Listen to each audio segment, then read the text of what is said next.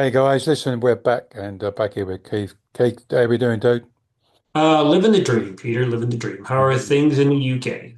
We're doing all right. Yeah, a little bit grey here today, but hey, listen, enough of this weather report business. Yes. Um, Mhm. I think we're doing a question today, Yeah, and something that cropped up on LinkedIn this morning. I thought we'd have a chat about. sounds good. Yeah, Um, so, Keith, what was I think it was, I know there's some people a few weeks ago they sent in a few questions, etc. But yeah, can you let us know what that question was, the last one?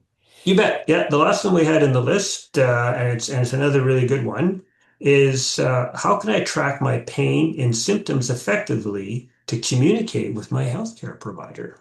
It's an excellent question. Well, it's a good one. In fact, Hmm. I remember looking at this a few years ago, actually, in the Pain Toolkit. And because in the Pain Toolkit, as you know, we've got that thing called a pain cycle. I don't know if you've seen, well, I don't, Absolute. Yeah.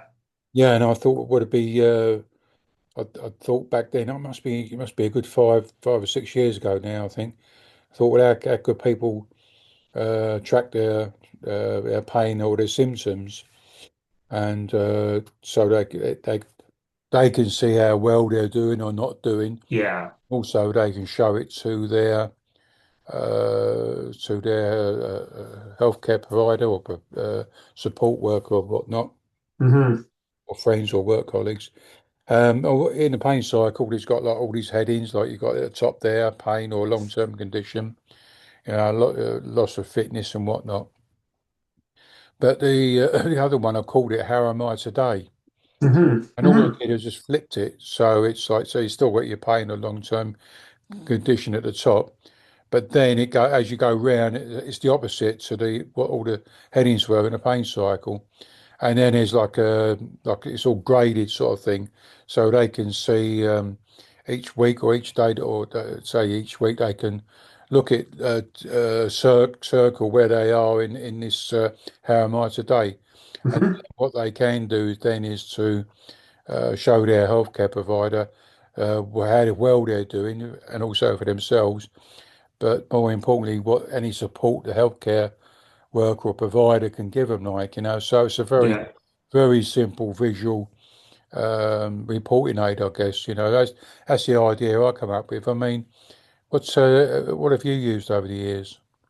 Well, I really like your idea. So, I have this weird sort of relationship with learning how to better manage my pain. I was, never had any opportunities to go to any pain clinics or have any formal education. So I've stumbled and tripped my way through things. Um, so I never had an opportunity to do something like that. But in talking to a lot of other people, I hear people who will keep a diary or a journal of how they feel, and whether it's daily or weekly, but some way to be able to track it. Because as you and I know, when you live with pain and other long-term health conditions, things change almost sometimes often throughout the day. But it's very cyclical sometimes. And it's a great question when you're sitting in front of your healthcare provider and you're trying to remember like how it's been since the last time you saw them.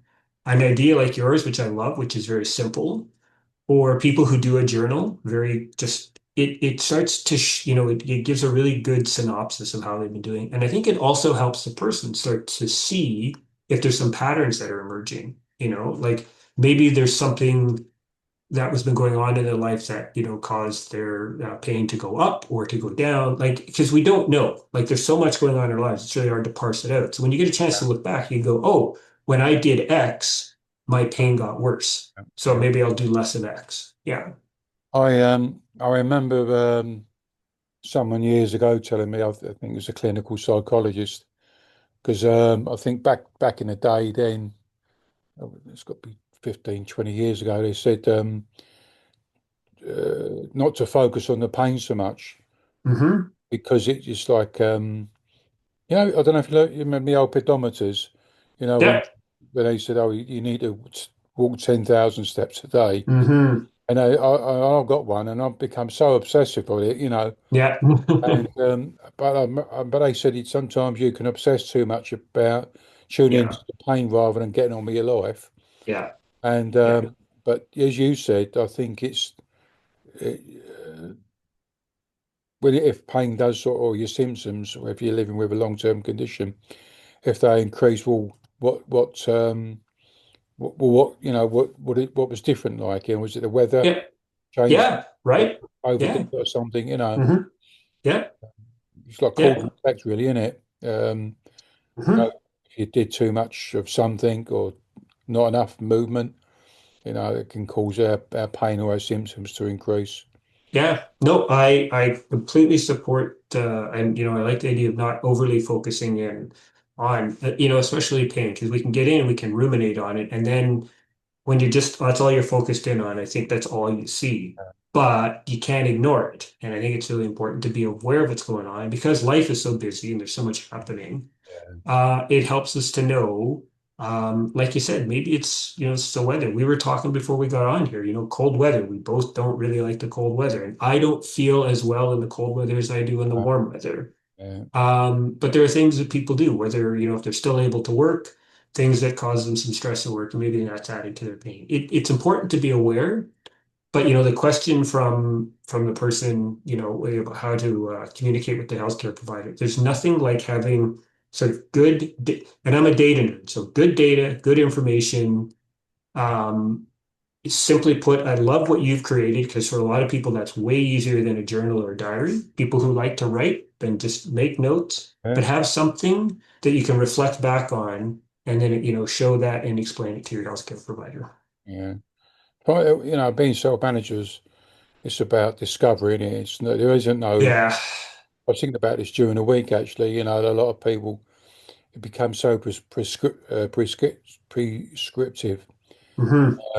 where really self-management is very fluid, isn't it? It's Yeah. what may work for someone may not work for someone else, and I think, and also it's a little bit of this self-discovery, really, and I think that's one of the Hmm.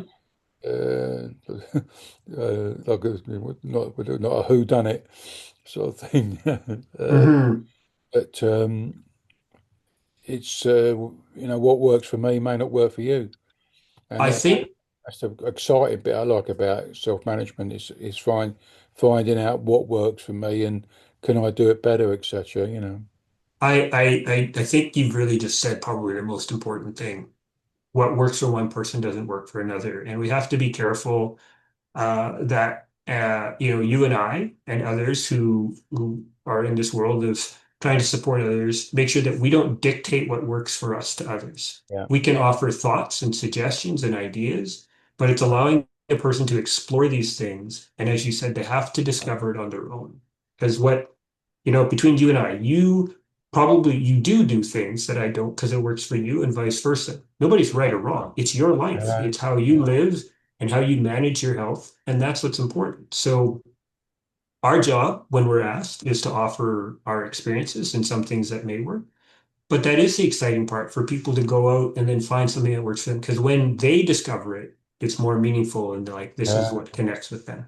and they're more likely to keep it up as well, aren't Absolutely. It's they like, hey, this is a great idea. It works. I like it. They'll do it over and over again. But if we tell them you must do something, and if they don't like doing that, they won't do it. Well, classic example with us two, really, isn't it? I mean, you got your little running machine there at home, Yes. and I've got more chance Yeah. of seeing the Pope than being jumping on that. Yeah. I would. Yeah. I mean, I would never tell anybody you must run. I do it because I oddly in some way enjoy it and it works for me. But that, like you said, you can't, and a lot of people hate it. So don't do it. Don't Just walk in, don't. do walking and Whatever. Yeah. look at nature. I come Yeah. across this. While I'm thinking about that, I come across this guy on Instagram.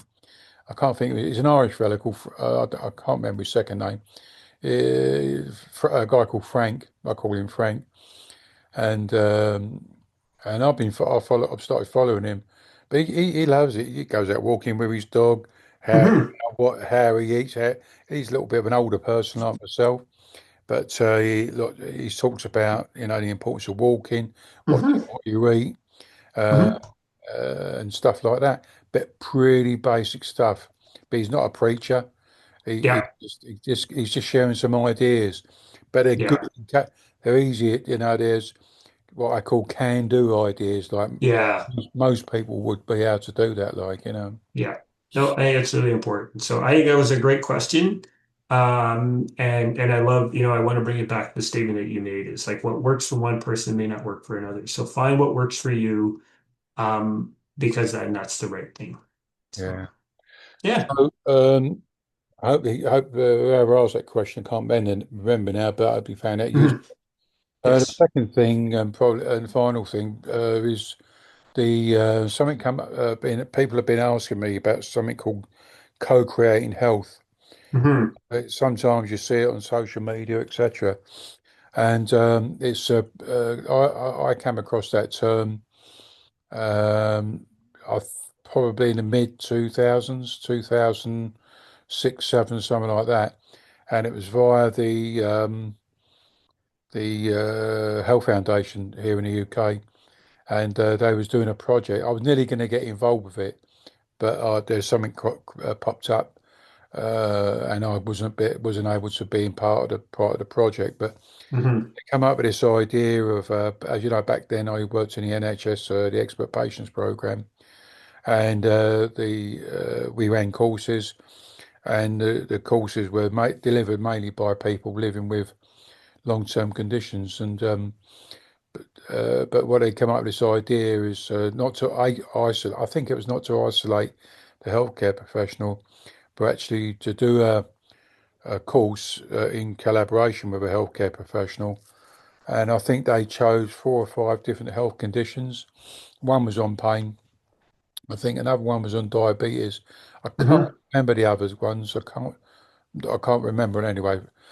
But so what they did a not experiment, but a project where Um, there was a self manager. Perhaps say they had diabetes or pain or whatever, but they delivered it with a healthcare professional who was perhaps a diabetes nurse or someone like that. Hmm. And I know the outcomes were really, really great. Hmm. Really, since then, I think I'll put the link in when I post this video. I will actually put the link in so people can read more about it. I actually posted something on the link on my LinkedIn page this morning because co-creating is really it's gone beyond that now. Because when I look back at my working life in doing being involved in self-management, I've been been doing this co-creating with a lot of not just with other people, which includes universities. I've done a lot of work with Teesside University, a couple of pharma companies, uh, Hmm. other health organisations, etc. And so it's that collaboration really between Hmm. self-management coaches like us two, and collaborating with creating things with other organisations. I know with the work I did with Teesside University, we did a couple of projects there regarding pain, persistent pain. I think they come up with like a little cartoon, the online course, and uh, and other things anyway. But and I think the one that really brings up to date is where Katie Napson, she's a physiotherapist here in the UK, and she approached me uh, just over 3 years ago now about developing a course, developing something called the Pain Toolkit Academy. Hmm. Healthcare professionals, because it's been up. We both know we've got this big void where healthcare professionals don't get taught supported self-management while they're in their respective medical schools, and Hmm. so we collaborated on putting the Pain Toolkit Academy together. It's been a fantastic success where Excellent. professionals and we did, and also we developed a similar course for patients, like people living with persistent pain, and but they've been a fantastic success. It's we've kept everything low cost, everything affordable, super affordable. And it's the the academy is a non-for-profit organisation. So for Mhm. us, I think that's a great, fantastic example of what co-creation can be like, you know. Yeah. So, but tell me, Keith, what examples can you give of what you've been involved with over the years? Well, I mean, similar to you, probably over the years, I do, I guest lecture at universities to future healthcare providers. Annually, I speak to students that are in a master's of physiotherapy program. I talk about their pain. I talk to first year psychology students each year. I've done several paid education conferences that involve healthcare providers, both nationally and internationally. So here in Canada and in the United States. And then there's a few conferences that I'm involved in that are about pain education and the human experience of pain that is presented, to healthcare providers. So I think it's like I say, it's been around for a while. I think it's starting to become more and more prevalent. I think it's important, there are healthcare providers who have their own living experience of pain. And not to negate that at all, but with respect, they their lived and living experience sometimes get lost in the balance of that imbalance between you're a clinician and I'm a person living with pain or a patient. And so their experience gets lost in the white noise. So I never want to negate those who have their own experience, but that's why it's important to bring in somebody who is sort of a third party in arm's length who has this experience, because that's what people connect with. Yeah, And people's experience by expertise, I often call ourselves reluctant subject matter experts. We didn't want to be subject matter experts in this world, but here we are. yeah, And there's a ton of people who have so much to offer back. So when it's done in cooperation and in collaboration with healthcare providers, I mm. believe the outcome to people is, I mean, the curve goes straight up. It's not a linear Oh growth. yeah, It takes right off. So most definitely. again, I do not ever want to minimize healthcare providers who have their own experience of pain. But I think they also need to recognize that can sometimes get lost in the translation. And so it's really important to keep sort of that, to bring in that other third party who can just deliver that message. So, Yeah, I totally agree. And yeah, I think there's becoming more prevalent now and Yep. bringing people us. Can I just mention as well, if you are gonna, when you do bring us in, don't forget to pay us. Well, that's the other thing. I mean, there's a ton of expertise there, and that's hard fought, hard learned expertise, and Yeah, there's value in it. And many people do it because they have, a feeling, it's important for them to give back to others. But let's face it, they also need to, live and eat and pay their bills. yeah, So, you wouldn't. When I did my engineering program, I was taught by a group of experts. They all came from the field, right? And that meant a lot more to me than somebody who had never worked in engineering, right? But yeah, they all got paid. They weren't doing it for free. yeah, yeah. Got it. You got it. Yeah. Yeah, I mean, we are the paint toolkit is people think we're we get paid, when we run our conferences and stuff like that, all the Mhm. money goes back to the paint toolkit, just pays the bills, like, Mhm. Yeah. Zoom doesn't pay it, it doesn't say, oh, you can have it for free or Yeah. stuff like that, it's so we don't mind, I think, pretty much give our time for free, but Mhm. we have to, for that to happen, for us to sort of support other dudes, like, we have to pay the bills as well, like, so Absolutely. I, Yeah. I think we feel more valued as well, like, And I think it shows it's respectful to the person that you're bringing in, that you respect their experience and their expertise and their knowledge. uh, So we're not asking people to pay thousands of dollars, just reasonably oh yeah, respect their time. just recently I started working with a university in London on cancer pain and stuff like that. And I think Hmm. every, I think I don't know, it's every few months now we do an online thing and everything, and obviously doing some sort of research work and all that. Hmm. They send us like a token, you know. Hmm. Um, Like a stipend or an honorarium or yeah, whatever. yeah, no, Yeah. they just send us like a, and we can use this token on different things like Oh, I see. Yep. shopping or, Yep. and I've had two of those now, and I've used them uh, to buy food. Yeah. Right. You know, Lovely. yeah, Mhm. and you can pick which store you want to use the token.